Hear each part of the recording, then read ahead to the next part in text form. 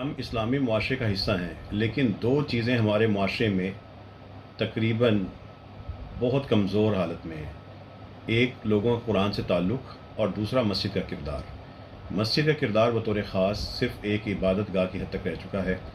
इबादत गाहें तो हर मज़हब में होती हैं। मुसलमानों के इबादत गाह का एक इम्तियाज़ी शान भी थी, उसका किरदार भी था। रसूलुल्लाह सल्लल्लाहु अलैहि वसल्लम की मस्जिद की झलकियाँ उठा के देखें और अपनी मस्जिदों की हालत देखें तो बहुत फ़र्क महसूस होगा। ये जो मसाजिद हैं, ये एक अल्लाह ताला की इसकी इस ज़मीन पर सबसे बाबरकत और रहमत का ज़रिया है।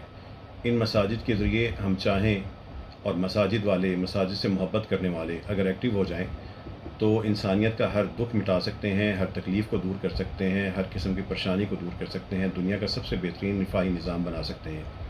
अगर कोई किसी इलाके में मस्जिद है तो मस्जिद किसी को भूखा नहीं रहने देगी, किसी को ज़ख्मी नहीं रहने देगी, किसी बेसहारा को रोने नहीं देगी, यतीम का हाथ पकड़ लेगी, बेवा का सहारा बनेगी। जिसके पाँव फटे हुए हैं, उसके पास शूज़ नहीं, जूते नहीं, उसको नए जूते दे देंगे। कोई परेशान है, उसकी परेशानी का हल मस्जिद में है।